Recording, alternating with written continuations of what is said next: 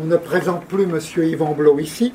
Néanmoins, je vais rappeler qu'il n'a pas été seulement haut fonctionnaire, homme politique connu, il est ancien député du Pas-de-Calais, entre autres, et je regrette beaucoup que sa carrière ne l'ait pas amené au poste ministériel qu'il méritait. Merci. Bon, il a toujours, avec constance, malgré toutes les épreuves que cela entraînait, toujours défendu la même ligne, quelles que fussent les formations politiques auxquelles il appartint et qui se succédèrent pour des raisons.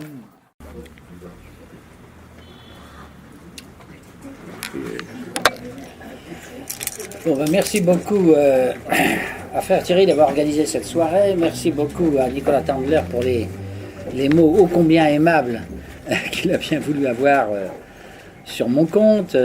C'est vrai que ça fait des années qu'on se connaît. Nos chemins ont été assez parallèles. Mais malgré tout, vous savez que les parallèles ne se rencontrent jamais. Donc effectivement, on ne s'est pas rencontrés souvent. Ce soir, Frère Thierry m'a demandé de vous parler de la politique selon Aristote. En fait, j'ai fait un petit livre qui est un... Quand j'étais député, j'avais fait un livre sur le sujet, qui est là d'ailleurs. Il y a quelques exemplaires. C'est un commentaire de la politique d'Aristote, si je puis dire, qui n'a rien perdu de son actualité, puisque, si j'ose dire, Aristote est immortel. C'est comme Dostoïevski, vous savve. Je ne sais pas si vous avez lu ce roman complètement fou, mais extraordinaire, de l'écrivain russe Bulgakov, qui s'appelle Le Maître et Marguerite.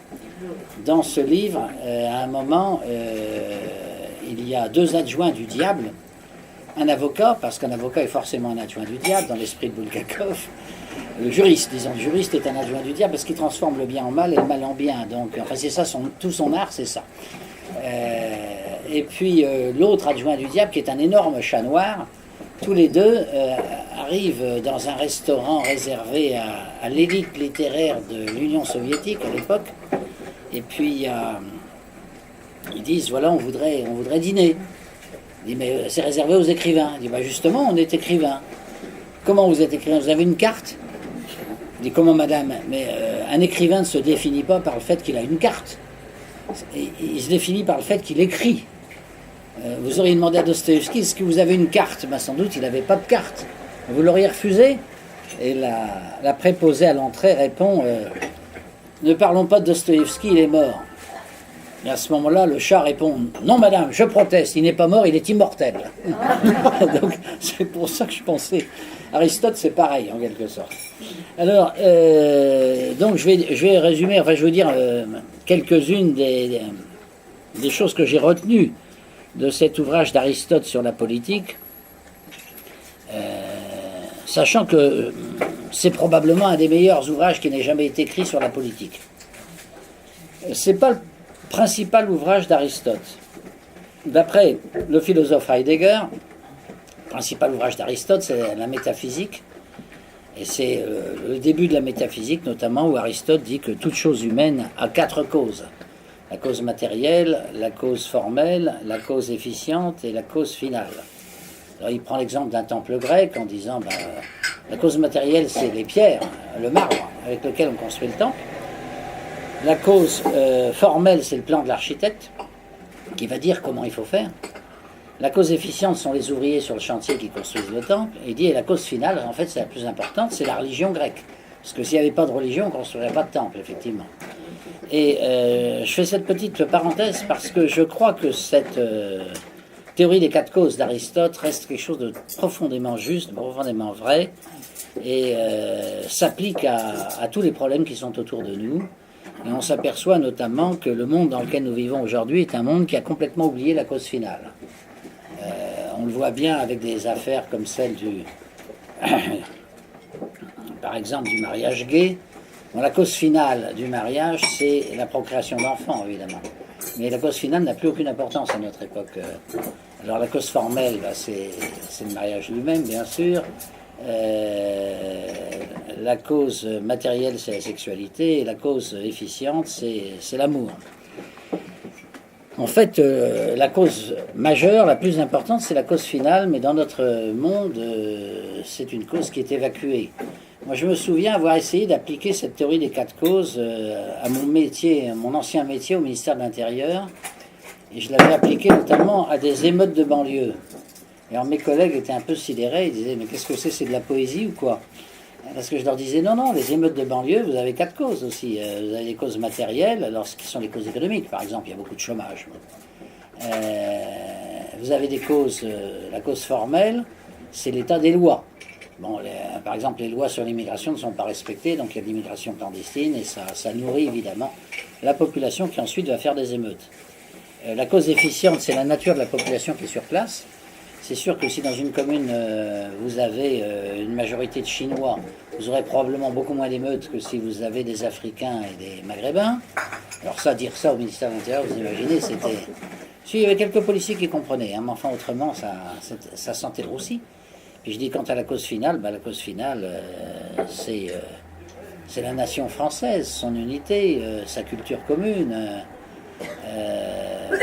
Or, dans nos rapports au ministère de l'Intérieur, on ne s'intéresse qu'aux deux premières causes, c'est-à-dire la cause matérielle et la cause formelle. Ça veut dire que pour résoudre le problème des émeutes, qu'est-ce qu'on va faire?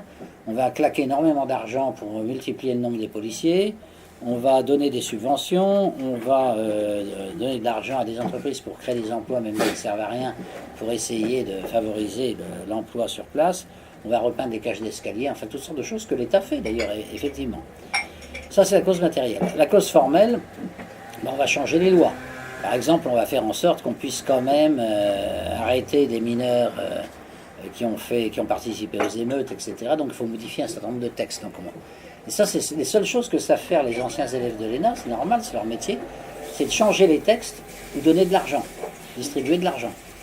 Mais vous voyez bien que les deux causes les plus importantes, on les passe totalement sous silence. La cause efficiente, c'est la nature de la population qui est sur place.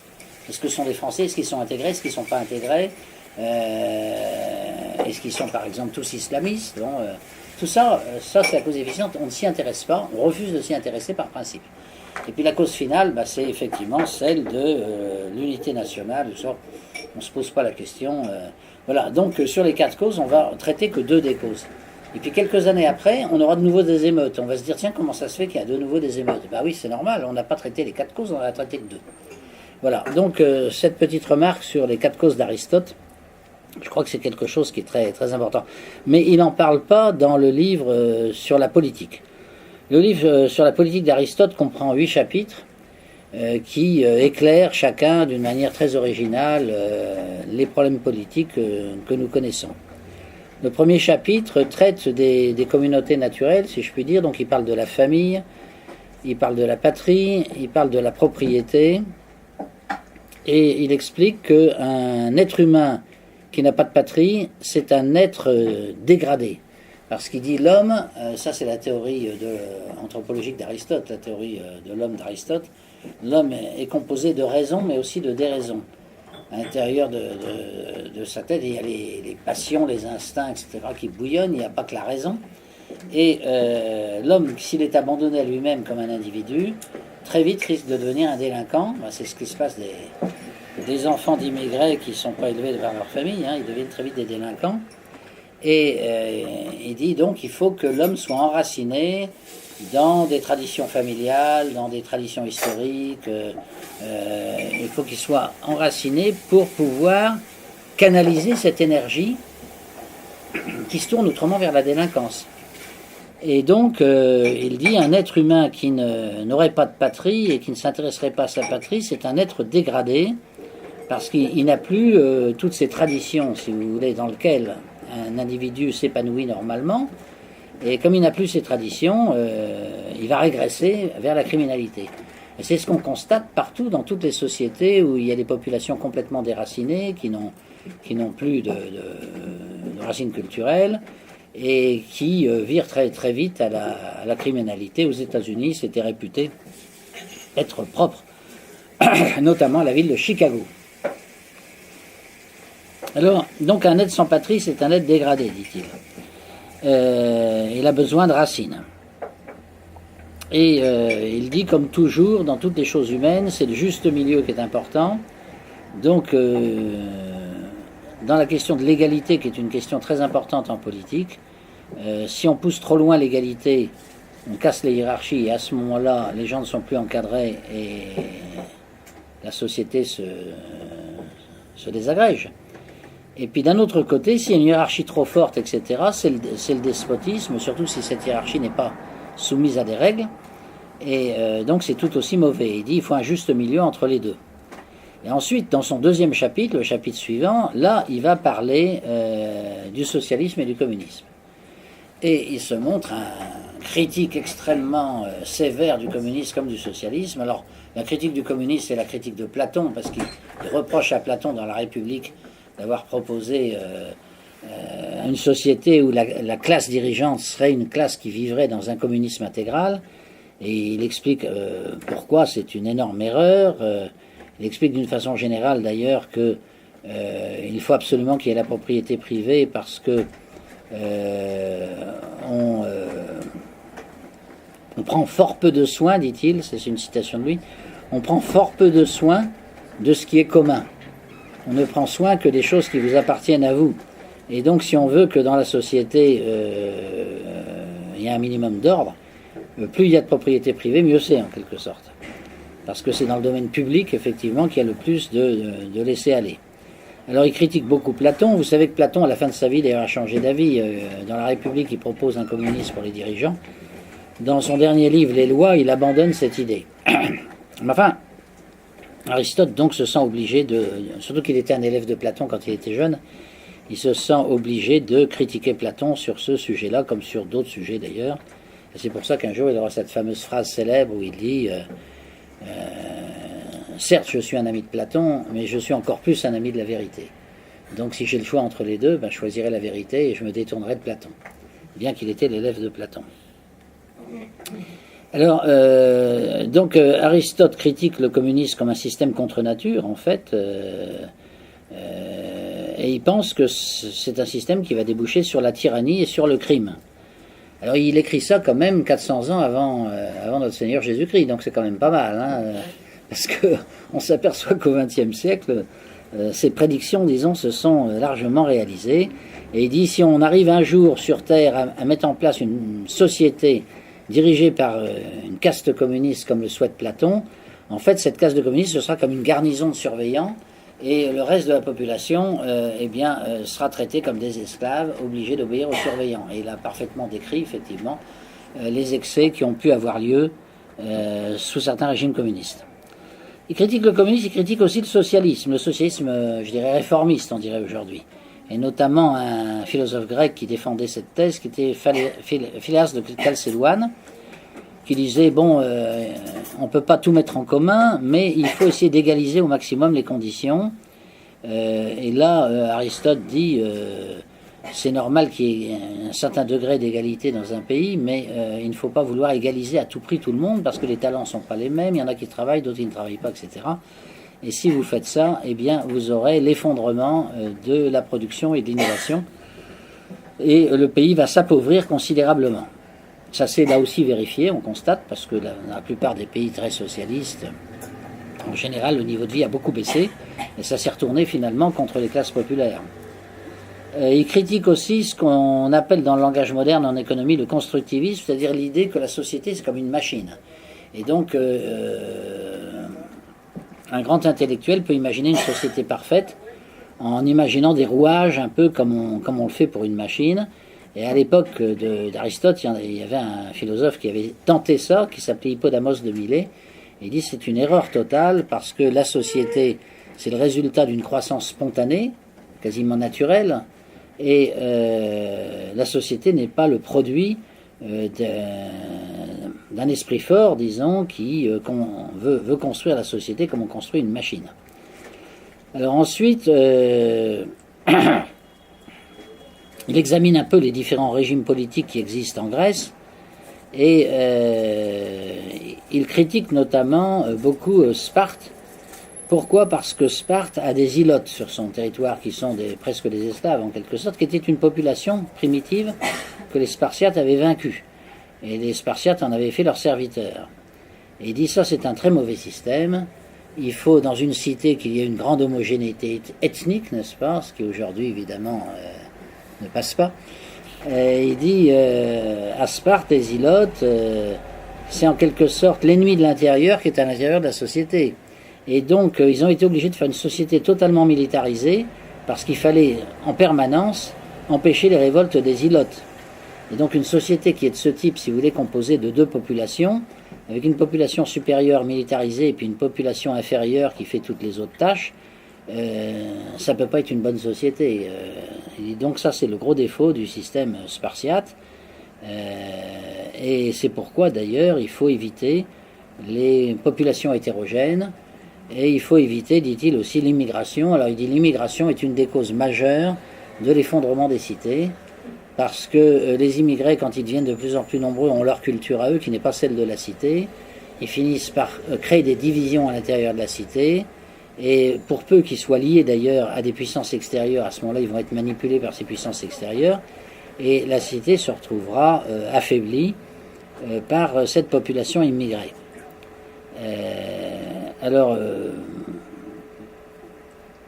voilà en gros, disons, les principales critiques que fait Aristote sur Sparte, la cité de Sparte.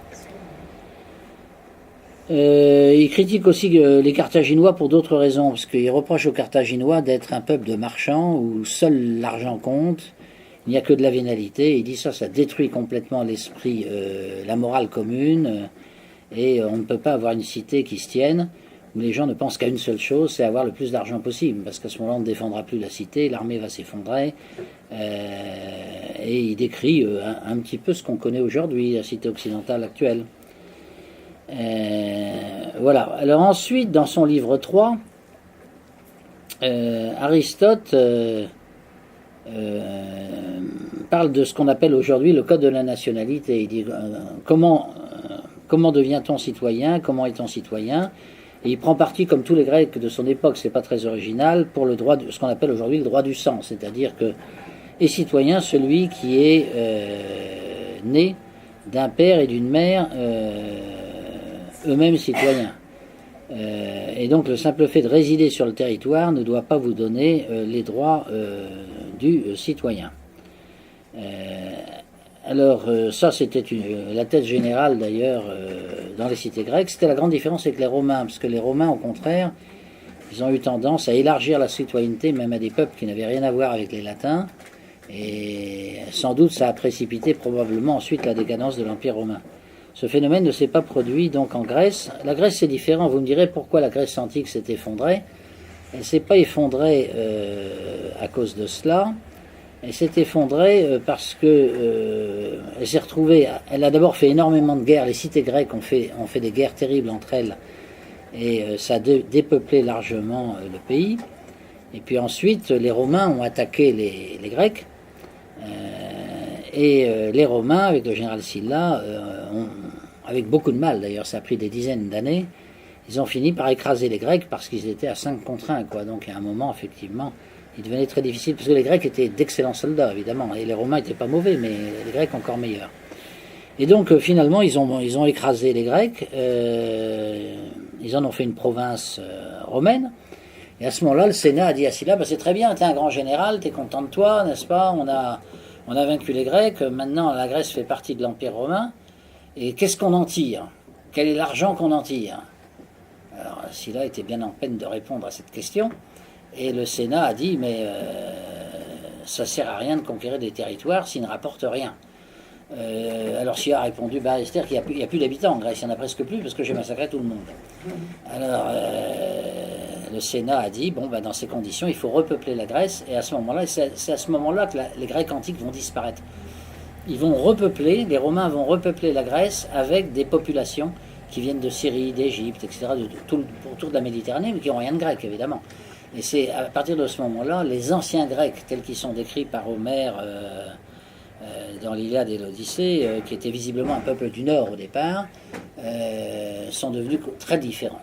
Puis alors après, dans l'histoire, bien sûr, vous avez eu l'occupation turque, etc., ce qui fait que entre le grec d'aujourd'hui et le grec de l'Antiquité, évidemment, il n'y a plus beaucoup de points communs, en tout cas sur le plan racial, si j'ose utiliser un mot très malvenu. Mais voilà, donc Donc pour Aristote, mais c'était pas original de sa part de dire ça, c'était le droit du sang qui devait définir le citoyen, et les naturalisations pouvaient intervenir, mais de façon extrêmement limitée, pour des raisons extrêmement précises. Ensuite, dans le livre 3, c'est là qu'il développe sa thèse sur les différents régimes politiques. Alors, thèse qui est très célèbre, qui avait déjà été développée par Hérodote, par Platon, et qui a été un peu, améliorée par Aristote, où il dit il y a 3 sortes de régimes fondamentalement, selon qu'il y a une personne qui dirige, un petit groupe qui dirige, ou tout le monde. Il dit bon, le système où il n'y a qu'une personne qui dirige, alors c'est là où il va se distinguer un peu de Platon et Hérodote en disant est-ce que le régime, quel qu'il soit, vise le bien commun ou pas? Il dit ça, c'est le problème central, parce qu'un régime politique doit viser le bien commun, l'intérêt général, comme on dit aujourd'hui plutôt. Donc, s'il y a un seul homme qui dirige la société politique, et qu'il vise le bien commun, et qu'il respecte les traditions, c'est un roi, et ce sera bénéfique pour l'ensemble de la société. Si par contre ce roi prend de mauvaises mœurs, en quelque sorte, est moralement complètement dégradé, ne cherche pas le bien commun, mais cherche son bien personnel, c'est un tyran. À ce moment-là, il faut l'abattre. Deuxième type de régime, le régime où un petit nombre de gens gouvernent. Donc, si c'est un petit nombre de gens qui cherchent le bien commun et pas leur bien à eux, c'est une aristocratie, sont les meilleurs, et ça peut donner un bon régime. Mais si c'est un petit nombre qui ne cherche que son avantage personnel, ou l'avantage du groupe, et qui méprise totalement l'avantage du peuple, ça s'appelle une oligarchie. Et ça, cette oligarchie, elle est contraire au bien commun et c'est une catastrophe. Quant à la démocratie, c'est pareil, il y en a 2 sortes en quelque sorte. Il y a le régime où le peuple gouverne, mais il gouverne en fonction du bien commun, il ne cherche pas à spolier notamment les riches systématiquement sous prétexte qu'ils sont plus nombreux. Ou alors il y a le système démagogique où là, au contraire, le peuple se sert en quelque sorte, quitte à détruire toutes les autres catégories de la population. Et là, le bien commun s'effondre. Donc il explique que finalement, il n'y a pas de système parfait. En plus, tous les systèmes se dégradent, dit Aristote, parce que l'homme est ainsi fait. Ce qui fait qu'une royauté pure risque de devenir un jour une tyrannie, une aristocratie pure risque de devenir une oligarchie, une démocratie pure risque de devenir une démagogie. Et il prône ce qu'on appelle le régime mixte. Le régime mixte d'Aristote, il dit, dans un bon régime bien équilibré, il faut un peu de tous. Donc il faut une part de royauté, il faut une part d'aristocratie et une part de démocratie. Il faut un peu des 3. Et c'est ce mélange des 3 qui fait, s'il est réussi, qui va permettre au régime d'être politiquement valable, parce que chacune des catégories limitera les excès des autres. Il fait aussi une autre remarque très importante, surtout à notre époque, en expliquant que c'est une énorme erreur de croire que la cité, aujourd'hui on dirait la nation, bon enfin c'est un peu ça, la cité n'est pas un état de droit, ou du moins c'est un état de droit, mais enfin bon, il y a des lois bien sûr, il faut respecter les lois. Il dit mais c'est très secondaire les lois. Ce qui est le plus important, et de très loin, c'est l'état moral de cette cité. Ce qui compte, c'est la moralité. Est-ce que les citoyens ont une moralité de citoyens? Est-ce qu'ils sont prêts à mourir pour défendre la patrie? Est-ce qu'ils sont honnêtes? Alors, si on est dans un cas de figure comme celui-là, évidemment, c'est bien. Et il dit, ça, c'est pas une question de droit, parce qu'on peut avoir des lois, même sévères d'ailleurs, mais si les mœurs sont complètement corrompues, le droit ne servira absolument à rien. Et il dit, et ce qui noue les citoyens entre eux, c'est pas le droit, alors qu'aujourd'hui, c'est ce qu'on affirme. Si vous demandez aux gouvernants des pays occidentaux, d'une façon générale, qu'est-ce qui lie les citoyens entre eux, qu'est-ce qui fait que les citoyens sont des citoyens et ont des relations entre eux, on va vous répondre, c'est le droit, c'est la Constitution. Aristote dit c'est une grave erreur de croire ça, bien sûr que ça joue un rôle. Il dit mais ce qui compte en fait c'est l'état de solidarité des citoyens entre eux qui forment une véritable nation et qui sont prêts à mourir pour défendre leur patrie.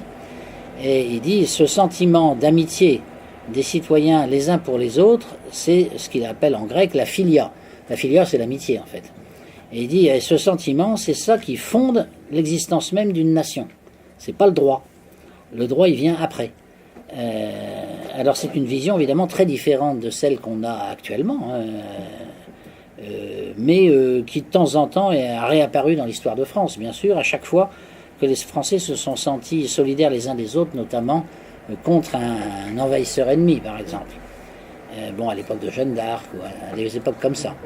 Alors, donc le droit, Aristote ne le condamne pas, il sait bien qu'il faut des lois, mais il pense qu'il ne faut pas surévaluer l'importance qu'on donne au droit, parce que ce qu'il y a de plus important, c'est l'éducation morale des citoyens, c'est pas l'éducation juridique des citoyens.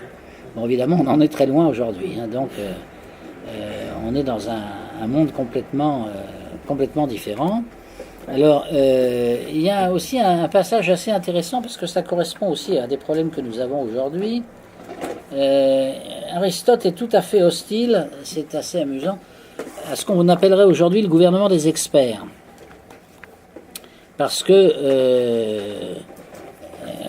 alors ça, il reprend sa théorie des quatre causes. Je vais vous lire un petit passage en faveur de la démocratie, justement. Aristote défend la démocratie, mais une démocratie qui a une composante d'aristocratie, une composante de royauté, comme je dis, puisque c'est un régime mixte pour lui. Hein. Mais il dit pourquoi finalement garder cette composante de démocratie? Est-ce qu'on pourrait s'en passer? Bon, non. Parce que individuellement, les citoyens sont sans doute pires comparés à l'homme le meilleur dans une société. Bien sûr, la moyenne est inférieure à l'élite. Mais la cité est composée de tout le monde.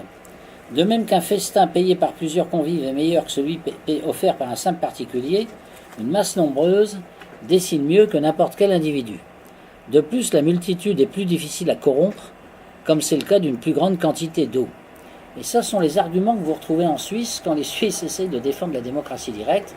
Ils disent que la démocratie directe, c'est une excellente arme contre la corruption, parce que notamment au niveau de la démocratie locale, si vous avez un maire qui a tous les pouvoirs, ben évidemment, c'est assez facile de corrompre un homme tout seul. Pour construire une tour au milieu de la ville, par exemple, même si ça ne sert à rien, simplement pour avoir des pots de vin. Bon, c'est tout à fait possible. S'il faut déjà corrompre la majorité du conseil municipal, c'est déjà plus dur, parce qu'il faut corrompre peut-être 20 personnes et pas une, et que ça ne se sache pas. Donc c'est déjà beaucoup plus difficile. Mais si vous voulez corrompre le peuple entier, c'est impossible. C'est totalement impossible. Vous ne pouvez pas persuader une petite ville tout entière qu'il faut construire une tour au milieu de la ville si tout le monde pense que ça ne sert à rien, etc.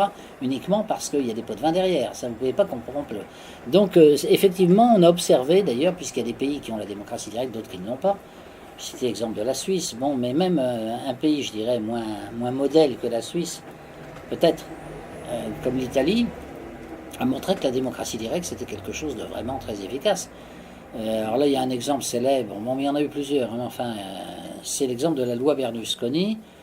Quand Berlusconi était Premier ministre, il avait voulu faire une loi qui interdise aux juges de le mettre en cause. C'est-à-dire que le Premier ministre avait une immunité judiciaire qui fait que, pour tout ce qu'il faisait, y compris ses actes privés d'ailleurs, en aucun cas il ne pouvait être traduit devant un tribunal. Ça a arrangé Berlusconi, bon. Mais ça a scandalisé beaucoup de gens en Italie, et le Parlement a voté, parce que le Parlement était à la solde de Berlusconi, comme font tous les parlements. Les parlements sont à la solde de l'exécutif. Et c'est ça la limite d'ailleurs de l'institution parlementaire de ce point de vue-là. Mais en Italie, depuis 1964, ils ont adopté des éléments de démocratie directe. C'est-à-dire que vous pouvez casser une loi, enfin si un certain nombre de citoyens sont en désaccord profond avec une loi, ils peuvent signer une pétition pour demander que la loi soit annulée. Et c'est ce qui s'est passé, il y a eu 500 000 personnes, il faut 500 000 personnes au minimum. Hein. 500 000 personnes ont donc signé une proposition de loi demandant de supprimer cette loi Berlusconi qui venait d'être votée par le Parlement. Berlusconi s'est dit c'est pas grave, car c'est moi en tant que Premier ministre qui décide de la date du référendum. Je vais choisir le 10 août. Et là, les gens étant tous en vacances, parce qu'il y a une autre clause en Italie qui n'existe pas en Suisse, c'est qu'il faut que 50% des gens votent. S'il y a plus de 50% d'abstention, le référendum est balayé, c'est comme s'il n'y en avait pas. Alors Berlusconi s'est dit, bon, c'est très bien, il n'y aura pas 50% de gens qui vont aller voter pour ça, sur un point aussi précis, et donc ma loi sera sauvée grâce à ça. Et alors là, c'est là qu'il s'est trompé totalement, c'est-à-dire que non seulement les gens sont allés voter, tellement ils étaient scandalisés, et donc il y a eu 60%, je crois, de participation, donc le référendum était valable, Et parmi les gens qui ont voté, il y en a eu 90 ou 95% qui ont dit on veut supprimer la loi. Évidemment, ils ont voté pour la suppression de la loi. Et donc cette loi, qui était une loi de corruption quand même, indiscutablement, a été éliminée grâce à la démocratie directe. Il n'y aurait pas eu de démocratie directe, et bien les Italiens auraient été obligés de subir un Premier ministre qui était au-dessus de toutes les instances judiciaires du pays. Alors l'argument d'Aristote sur la corruption, je crois, est un argument assez fort. On a des exemples aux États-Unis aussi. Aux États-Unis, sur la côte ouest, on a mis en place des référendums d'initiative populaire pour lutter contre la corruption des élus. Parce qu'il y avait, notamment en Californie, par exemple, dans les années 1900 à peu près, il y avait une corruption terrible. Notamment à cause des chemins de fer, parce que les chemins de fer étaient le seul moyen d'aller de l'est à l'ouest. À l'époque, il n'y avait pas d'avion quasiment. Et alors, ils avaient donc un monopole. Et les compagnies de chemin de fer faisaient régner leurs intérêts, disons, sur ceux de la population. Alors on avait des exemples des fermiers, par exemple, on leur disait que le chemin de fer allait passer sur leur terre. Ils avaient droit à une indemnité normalement. Mais le juge de l'indemnité était payé par la compagnie de chemin de fer, ce qui fait qu'il donnait une indemnité ridicule. Ce qui fait le type, le pauvre paysan, eh bien, il avait perdu ses terres et il n'était même pas indemnisé, ou il était indemnisé de façon grotesque, parce que les juges étaient vendus. Et de même, les parlementaires à San Francisco, enfin à Sacramento, c'est la capitale, étaient aussi payés par la compagnie de chemin de fer pour faire un certain nombre de choses. Et alors, il y avait une révolte qui montait dans le pays, dans les années 1900 à peu près, et il y a eu on a nommé un procureur qui a attaqué la compagnie de chemin de fer et qui a attaqué aussi le président du Parlement californien pour collusion, malhonnêteté, etc. Et ce juge, enfin ce procureur, a été assassiné en plein prétoire. Alors on a nommé un autre juge, je ne sais pas si on lui a donné un gilet pare-balles, mais enfin en tout cas lui n'a pas été tué, il s'appelait Johnson. Et ce fameux Johnson a réussi à faire le procès jusqu'au bout, et il a condamné à 10 ans de prison le président de la compagnie des chemins de fer concernés, et ainsi que le président du Parlement californien. Alors ça a fait du bruit, comme vous imaginez, et à la suite de quoi il est devenu ultra populaire, et il s'est présenté aux élections de gouverneur, puisque les gouverneurs sont élus aux États-Unis. Et alors, c'est ce qui s'est passé, donc il a gagné évidemment très facilement. Et il a dit maintenant, on va appliquer mon programme. Mon programme, c'est qu'on ne veut pas que les abus qui ont eu lieu autrefois se reproduisent.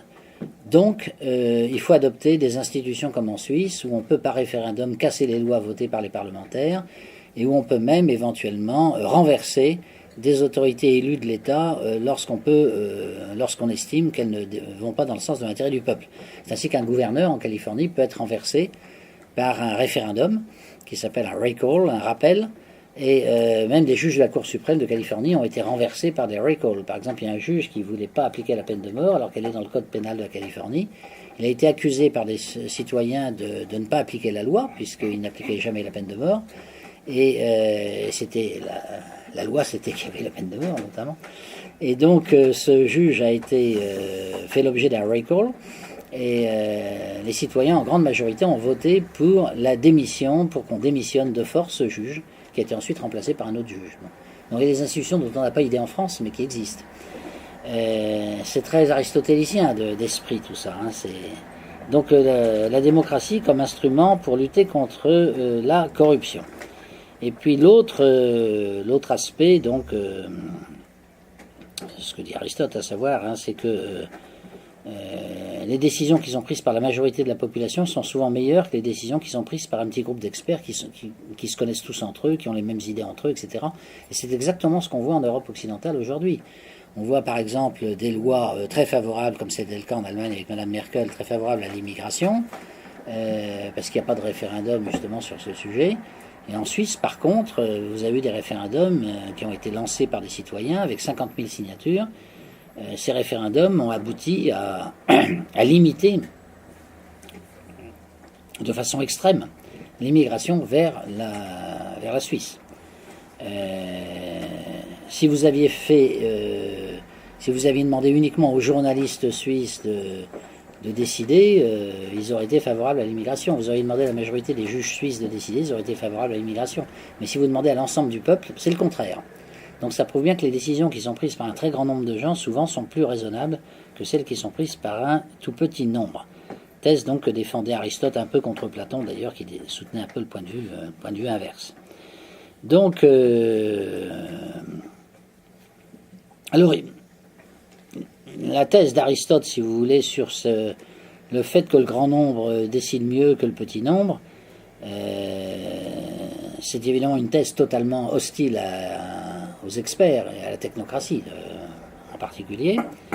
Et il a utilisé des arguments qui sont très frappants parce qu'ils sont simples, en disant il faut toujours en revenir à la cause finale. Pourquoi on fait une loi? Et il dit, et qui va exprimer la cause finale? Il dit par exemple dans le cadre d'un repas, c'est le convive. C'est le convive qui doit juger, non le cuisinier.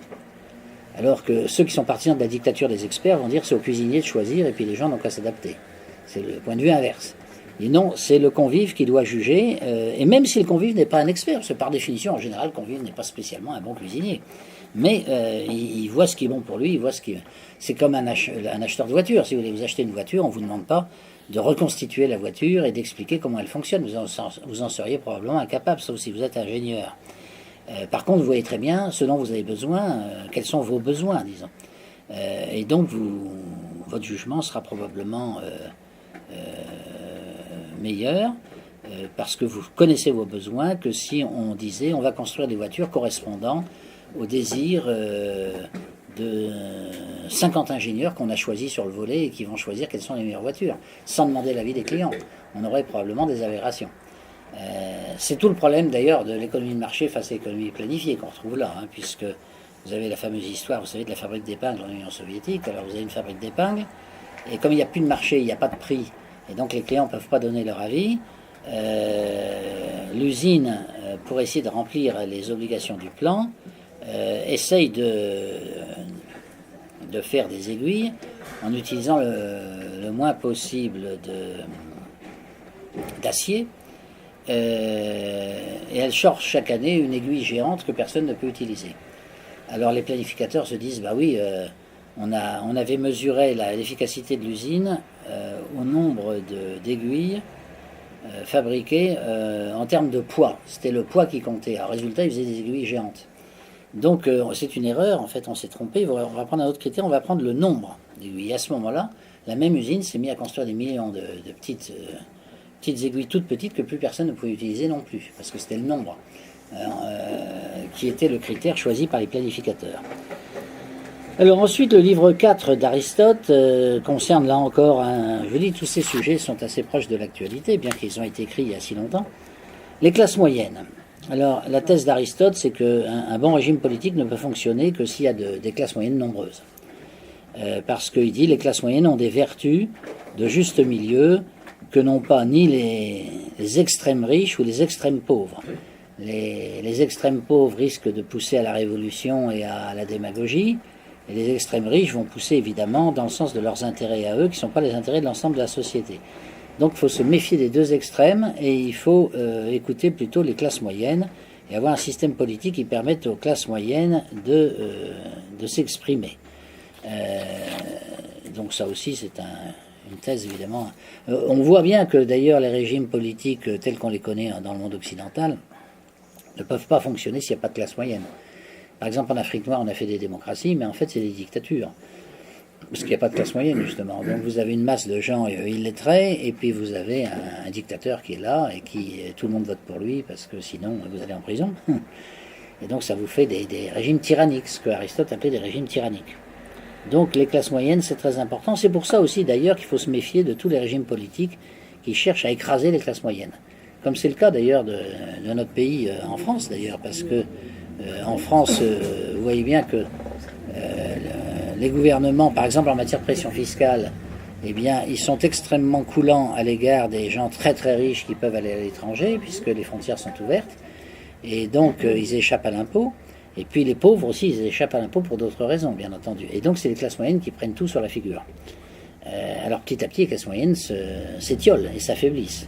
Et c'est très dangereux pour le maintien d'une société saine, dirait Aristote.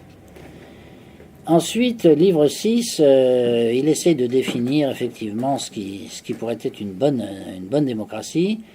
Et en gros, je vous passe un peu l'ensemble des analyses qu'il fait pour essayer de voir quels sont les mauvais régimes, les bons régimes, etc. Et sa conclusion, c'est pas de dire tel régime sera forcément meilleur, il est plus nuancé que ça, mais il va dire le bon régime, c'est le régime où les vertus des citoyens sont maximales.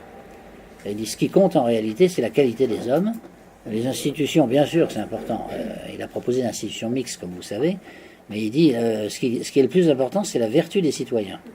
Et donc, si les citoyens sont vertueux, sont prêts à mourir pour la patrie s'il y a une guerre, sont honnêtes, etc., votent dans l'Assemblée, parce que si personne ne vote à l'Assemblée, à ce moment-là, l'Assemblée ne sert plus à rien. Donc, s'ils sont civiques, s'ils sont patriotes, etc., vous aurez un bon système.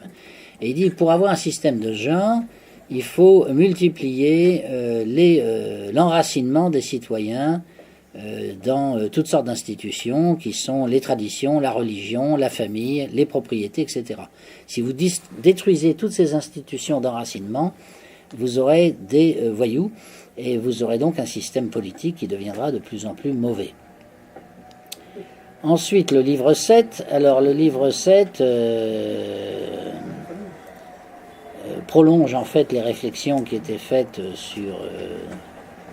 dans le chapitre précédent, si je puis dire, dans le livre précédent, où il dit ce qui est important, c'est la qualité de l'homme. Alors là, vous savez, c'est une théorie très grecque qui est la théorie du kalos kagatos, de l'homme qui est à la fois beau et bon. Parce que pour les Grecs, la beauté, ça avait deux sens, kalos, tokalon. La beauté, c'est la beauté physique, bien sûr, mais c'est aussi la beauté de l'âme. Donc pour un Grec, on ne peut pas séparer les deux. Les deux doivent aller ensemble. Et d'ailleurs, il y avait un des 7 sages de la Grèce, je ne sais plus lequel, donc tout à fait au début des cités grecques, qui disait si tu es beau, fais en sorte d'avoir aussi une belle âme pour être pleinement beau. Et si tu es laid, efforce-toi d'avoir une belle âme pour compenser les défauts de ta nature. Alors, la kalokagatia, donc c'est alors kalos, ça veut dire beau, mais beau moralement et beau physiquement. Et puis agathos, ça veut dire apte à son but, donc efficace, efficient, etc. Donc, les hommes qui sont efficaces, et les hommes qui sont efficaces, ce sont ceux en réalité qui suivent les causes finales des phénomènes et qui ne s'arrêtent pas aux autres causes qui sont moins importantes.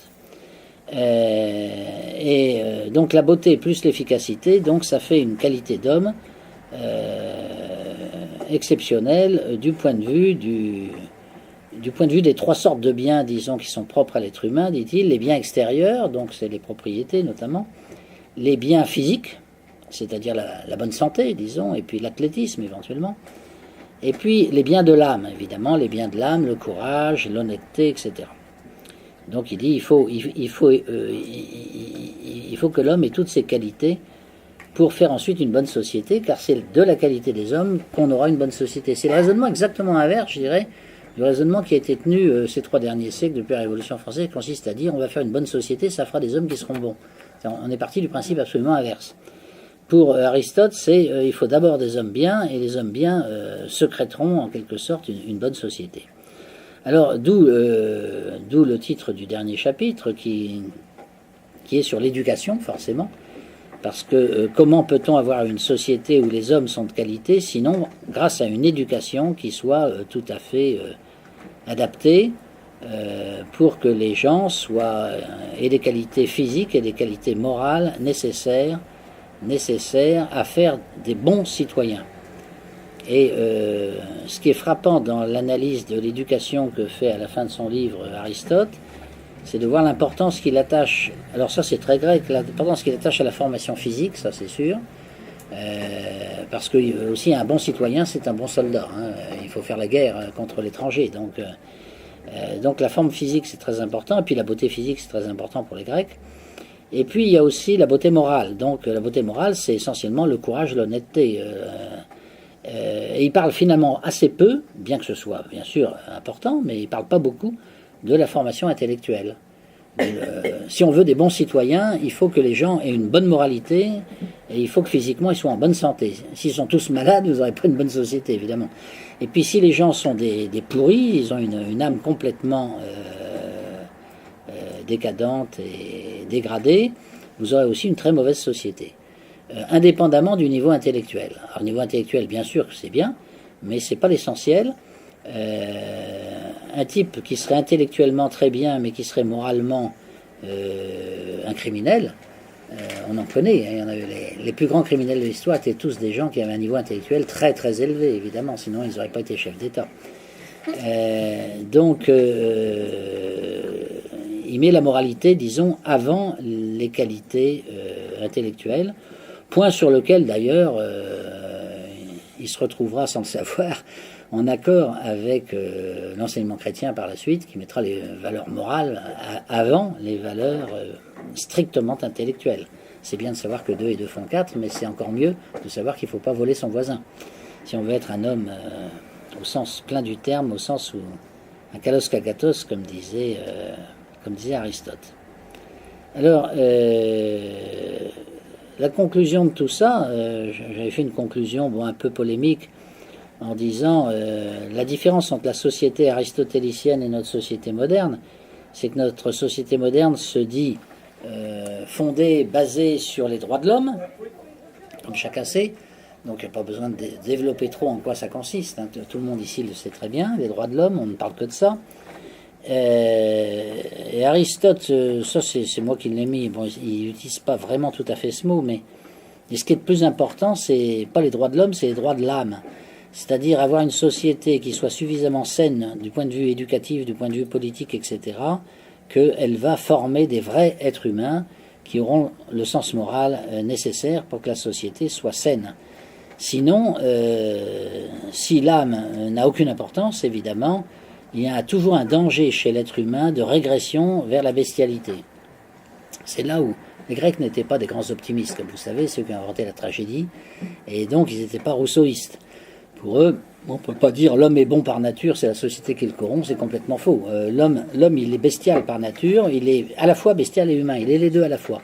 Et il faut évidemment un système d'éducation, un système de religion, un système d'autorité politique qui encadre en quelque sorte l'individu pour l'empêcher de retomber dans sa bestialité. Alors tout ça, ce sont des idées qui étaient des idées classiques, comme on dit, et qui ont été développées donc à la suite d'Aristote. Enfin, toutes ces idées se sont retransmises surtout en Europe occidentale à partir du XIIIe siècle, quand l'Église a repris pour son compte une bonne partie des idées d'Aristote à travers saint Thomas d'Aquin, bien sûr, qui était aristotélicien. Aujourd'hui, depuis disons 2-3 siècles, depuis la période de la Révolution française, depuis la période des Lumières, disons la période des Lumières, n'admet pas cette vision pessimiste de l'homme, ou cette vision réaliste, on pourrait dire, de l'homme. Et donc, évidemment, on s'est éloigné du modèle grec à nos dépens, et on en a vu les résultats au XXe siècle, qui était un siècle absolument épouvantable, où il y a eu des génocides, des massacres, etc., comme il n'y en avait jamais eu dans les siècles précédents. Le XXe siècle a fait totalement mentir Voltaire, quand Voltaire disait, les idées des Lumières, n'est-ce pas, il disait supprimer la religion, il n'y aura plus de motif de querelle entre les hommes, il n'y aura donc plus jamais de guerre. Bon, je suis désolé, hein, mais la Seconde Guerre mondiale, par exemple, elle n'a pas été animée par des gens très religieux, parce que Hitler n'était pas quelqu'un de très religieux, Staline non plus. Bon, et ça fait des millions de morts. Alors, je vais vous donner la petite conclusion que j'avais mise à l'époque sur cet ouvrage sur Aristote. Une société qui méprise l'aspect affectif de l'homme, ça c'est un des points importants. Je ne sais pas si j'ai assez insisté là-dessus, parce que la morale est liée à l'affectivité. Donc la science ne suffit pas. Donc une société qui méprise l'aspect affectif de l'homme et qui détruit les institutions qui disciplinent l'affectivité selon la loi naturelle, comme la famille, la propriété ou la patrie, est une société qui mutile l'âme de l'homme. A l'inverse, une société qui méprise la raison et qui favorise la superstition mutile aussi l'âme humaine, ça va de soi. Il faut qu'il y ait les deux. Celle-ci, c'est-à-dire l'âme humaine, est fragile, comme une plante, Elle doit être cultivée avec soin, surtout chez les plus jeunes, en associant étroitement le sentiment et la raison. Une société qui ignore l'âme humaine, qui se désintéresse de son épanouissement, condamne l'homme au malheur. C'est en ce sens qu'on peut parler de droit de l'âme à recevoir une éducation amenant l'être humain à la beauté et à l'harmonie.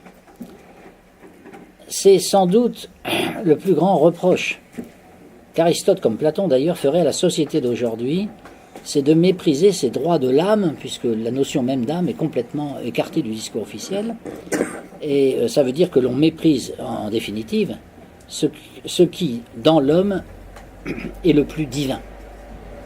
Voilà. Donc j'ai conclu sur une idée typiquement grecque, parce que vous savez que si les Grecs, évidemment, n'étaient pas chrétiens, puisqu'ils vivaient avant, les anciens Grecs, ils étaient très attachés à l'idée que l'homme avait une dimension divine à l'intérieur de lui-même, et qu'il fallait, en quelque sorte, éduquer l'homme de telle façon qu'il se rapproche le plus possible du divin, et qu'il ne se laisse pas dominer par la bestialité. Platon, d'ailleurs, c'est pas autre chose que ça. Je veux dire, de ce point de vue-là, il est le complément tout à fait naturel d'Aristote. Ce sont des sagesses très anciennes, mais qui restent visiblement très justes. Et c'est une erreur de croire que parce qu'une idée date d'il y a 1 an, elle sera forcément meilleure qu'une idée qui date d'il y a 1000 ans. C'est pas, la qualité de l'idée n'a rien à voir avec son ancienneté. Donc, je crois que c'est intéressant de relire de ce point de vue-là les anciens Grecs, qui apporte une leçon qui reste éternelle. Voilà.